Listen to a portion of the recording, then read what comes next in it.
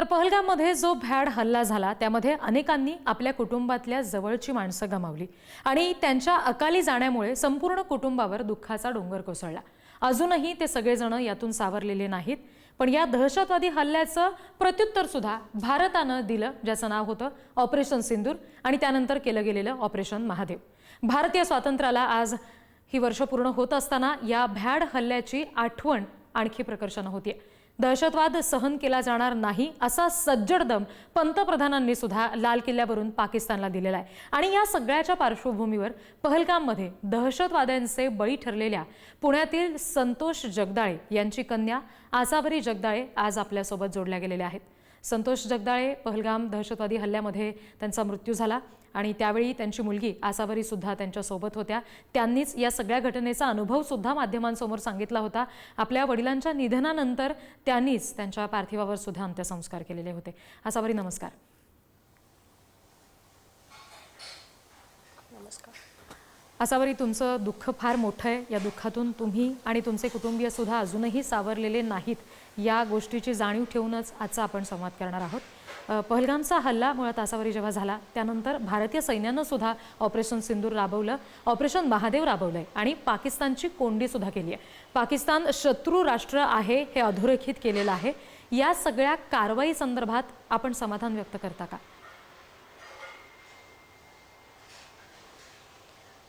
हो, सर्वात पहिले सर्वांना स्वातंत्र्य दिनाच्या हार्दिक शुभेच्छा। आणि मी मोदींचे आणि आपल्या आर्मीचे, आपल्या जवानांचे मनपूर्वक आभार मानते की ऑपरेशन सिंदूर नंतर ऑपरेशन महादेव राबवण्यात आलं आणि ते जे अतिरेकी होते, ज्यांनी हा हल्ला केला, ज्यांनी आमच्या लोकांना, आमच्या माणसांना मारलं, त्यांना मारण्यात आलं आणि खूप क्रूरतेने मारण्यात आलं आणि त्या बाबतीत आम्हाला खूप अभिमान वाटतो आपल्या आर्मीचा। नक्कीच हे मिशन खूप अवघड असणार आहे, त्यांना पकडणं अवघड असणार आहे आणि हे सगळं असून सुद्धा त्यांनी हे केलं आणि आपल्याला त्याचा बदला घेता आला। या बाबतीत मला खूप म्हणजे आपल्या देशाचा आणि आपल्या सैन्याचा आणि आपल्या सरकारचा अभिमान वाटतो की हा नवा भारत आहे, हा शांत बसणारा नाही आहे आणि आपल्याला जे आपल्यावर जर काही होत असेल अत्याचार, अन्याय, तर त्याच्यावर आपण पलटवार करणार आहोत। हे जे या मिशन्स थ्रू आपण दाखवलं त्याच्याबद्दल मला खूप म्हणजे खूप छान वाटतं। मला खूप आभार मानावेसे वाटतात सर्वांचे जे या प्रोसेसमध्ये असतात। आपले जवान तर किती किती तास सीमेवर असतात आणि आपल्याला तर म्हणजे त्यांचे सर्वात जास्त आभार मानले पाहिजेत, कारण ते आहे तिथे म्हणून आपण आज सुरक्षित आहोत देशाच्या अंतर्गत।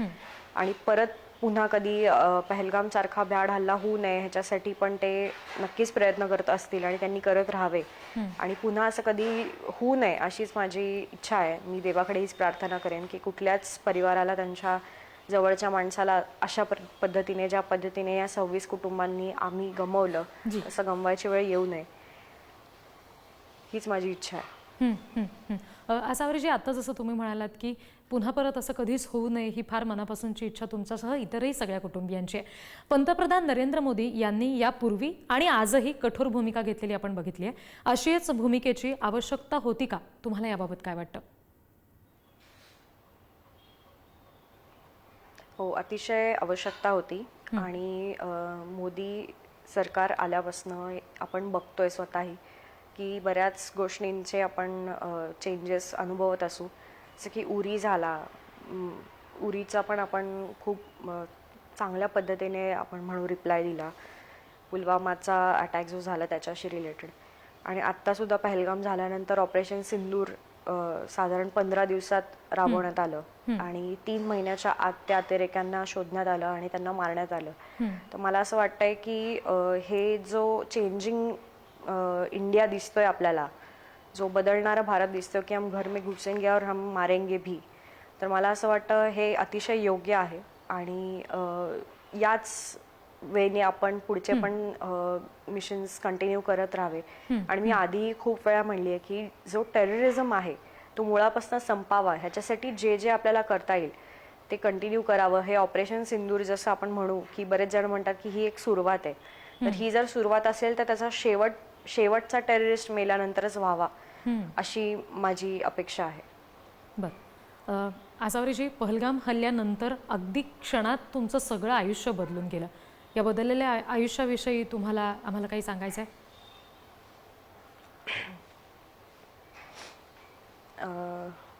वडील माझे गेले ह्या सगळ्यामध्ये, तर नॅचरली आमच्या घरातला एक आधार किंवा म्हणता येईल आमच्या आयुष्यातली एक सर्वात महत्त्वाची व्यक्ती गेली. वडिलांची जागा कोणी भरू शकत नाही. अगदी. आणि अर्थातच माझं आयुष्य, आईचं आयुष्य माझ्या किंवा आमच्या इतर परिवारातल्या लोकांचं आयुष्य पूर्णपणे बदललं या घटनेनंतर. पण एकच आहे की मला एका गोष्टीचा प्रचंड अभिमान आहे की माझे वडील न घाबरता त्या अतिरेक्यासमोर उभे राहिले. त्याच्याशी त्यांनी संवाद साधला आणि ते म्हणाले नाहीत की मी मुसलमान म्हणजे मुस्लिम म्हणून जे विचारलं होतं की कलमा पढो, अजान पढो, ते काही म्हणाले नाहीत आणि त्याला न घाबरता त्याला फेस केलं. मला असं वाटतं ही जी एक स्ट्रेंथ आहे, हे जे एक शौर्य त्यांच्यामध्ये आहे, ते शौर्य आणि ती स्ट्रेंथ मी माझ्या पुढच्या आयुष्यात त्यांची कॅरी करेन. आणि मला जिथे जिथे देशाला माझी मदत होईल अशी जी काही कामं असतील किंवा जे काही प्रसंग येतील की जिथे माझी मदत देशाला होईल, देशाच्या कार्यात होईल, तिकडे मी नक्कीच उभी राहीन.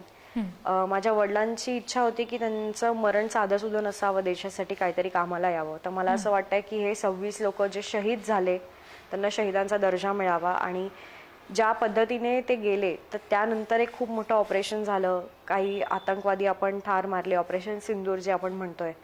तर मला असं वाटतं की जरी ही घटना खूप वाईट होती माझ्या आयुष्यात घडलेली, पण तरी त्या घटनेमुळे मी नक्कीच खूप शिकले.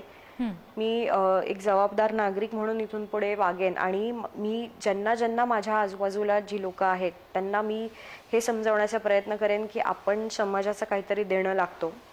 जसं ते आपल्यासाठी काहीतरी करतात तसं आपणही त्यांच्यासाठी करायला हवं आणि केलं पाहिजे.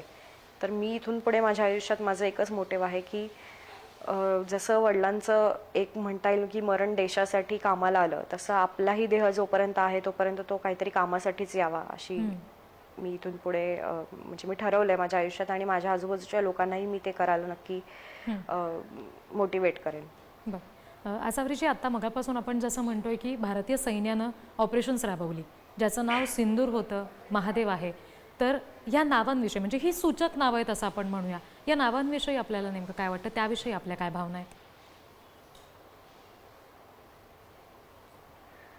ऑपरेशन सिंदूर तर मला आठवत आहे की जेव्हा 22 एप्रिलला ही घटना घडली तर 23 एप्रिलला अमित शहा जी श्रीनगरमध्ये आले होते या 26 मृतांना श्रद्धांजली व्हायला. तर तेव्हा त्यांनी सर्व परिवारांशी संवाद साधला आणि तेव्हा प्रत्येक स्त्री ही त्यांना तेच म्हणत होते की हमसे हमारा सिंदूर छीन लिया गया किंवा हमसे हमारे पती को छीन लिया गया, हमारे पती को ही मारा है.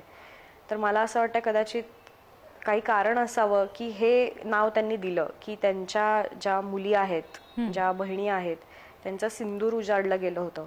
आणि त्याच बहिणींचं हे सिंदूर, म्हणजे आपल्या हिंदूंमध्ये सिंदूराचं महत्त्व आहे. आपण जे म्हणतो आपल्यात लग्नात सिंदूर लावतात, लग्न झालेली स्त्री हे सिंदूर लावत असते आणि त्यांचं कुंकू त्यांनी उजाडलं होतं म्हणून कदाचित हे नाव आपण सिंदूर हे ऑपरेशन केलं असेल. आणि अजूनही मला तो दिवस आठवतोय ज्या दिवशी ऑपरेशन सिंदूर झालं, त्या दिवशी पण मी हे बोलले होते की अतिशय आम्ही भावनिक झालेलो ते नाव ऐकून आणि आम्हाला खूप अभिमान वाटला की हे नाव त्यांनी इतकं सूचक असं नाव या ऑपरेशनला दिलं. हा खरं तर एक चपराक होता अतिरेक्यांसाठी, कारण त्यांनी आमच्या लोकांना धर्म विचारून मारलेला आणि आपल्या धर्मात जे श्रेष्ठ असतं सिंदूर, तेच नाव आपण त्याला दिलं. आणि त्या उलट महादेव, ऑपरेशन महादेव हे नाव देण्यात आलं कारण ते अतिरेकी ज्या डोंगरावर सापडले त्या डोंगराचं नाव महादेव होतं. पण आपल्यासाठी सर्वात पावन असा महिना असतो श्रावण महिना आपल्या हिंदू लोकांमध्ये, तर सोमवारच्या दिवशी त्यांना मारण्यात आलं, तर त्यामुळेही हे नाव महादेव असावं असं आम्हाला असं वाटतं.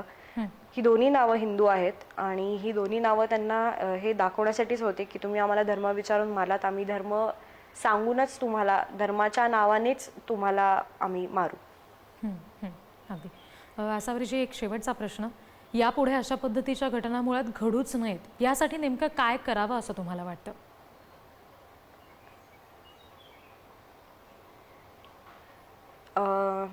कसं आहे, आपला काय म्हणतात, आपला नेबरहूड जो आहे, जो नेबर आहे आपला, तो इतका अतरंगी देश आहे. अतरंगी म्हणता येईल कारण थांबतच नाही त्यांच्या खुरापती. आपण कितीही मैत्रीचा हात पुढे गेला तरी ते मैत्रीचा हात स्वीकारणारी लोक नाहीयेत. हा पहिला हल्ला नव्हता आणि हा शेवटचा असेल की नाही हेही माहित नाही. कारण दर 2 वर्षांनी दर 3 वर्षांनी ते असं काहीतरी नवीन तयार करतात. जसं 26/11 झालं, उरी झालं सॉरी, आणखी बरीच ठिकाणी ते असे अटॅक्स प्लॅन करत असतात आणि ते घडतही असतात. फक्त आता आपल्या घरात झालं म्हणून आपण इतकं जवळून ती गोष्ट अनुभवतो. मला असं वाटतं की आपली इंटेलिजन्स, आपली एजन्सीज, आपले आर्मी हे लोक ऑलरेडी त्याच्यावर काम करत असतात. मला फक्त एवढंच वाटतं की आपण त्यांना सपोर्ट करणं सोडून काही आणखी आपण त्यांचं काम नाही करू शकणार. पण मी एवढीच विनंती करेन सरकारकडे की अशा आणखी जर काही म्हणजे आपल्याला जर कमी वाटत असतील तर आणखी अशा फोर्सेस बनवाव्यात जे असे अटॅक्स होण्याआधीच त्यांच्यावर काहीतरी नियंत्रण आपल्याला आणता येईल आणि असे अटॅक्स पुन्हा होणार नाहीत. किंवा ॲटलिस्ट या सगळ्यामध्ये सामान्य लोकांची म्हणजे सामान्य लोकांचा जो मृत्यू होतो तो होऊ नये. तर मला असं वाटतं आपलं IB म्हणजे इंटेलिजन्स ब्युरो, त्याच्यानंतर नॅशनल एजन्सीज वगैरे हे ऑलरेडी करत असतात. पण ठीक आहे, ते आणखी प्रमाणात वाढवून जर आपल्याला त्याच्या म्हणजे त्या अटॅक्सला जर कमी करता येत असेल तर मला असं वाटतं ते उत्तमच राहील. अगदी. आसावरीजी, तुम्ही हा वेळ पुढारी न्यूजला दिलात, आमच्याशी हा सगळा संवाद साधलात, याच्यासाठी तुमचे खूप खूप आभार. पुढच्या तुमच्या आयुष्यासाठी खूप खूप सदिच्छा.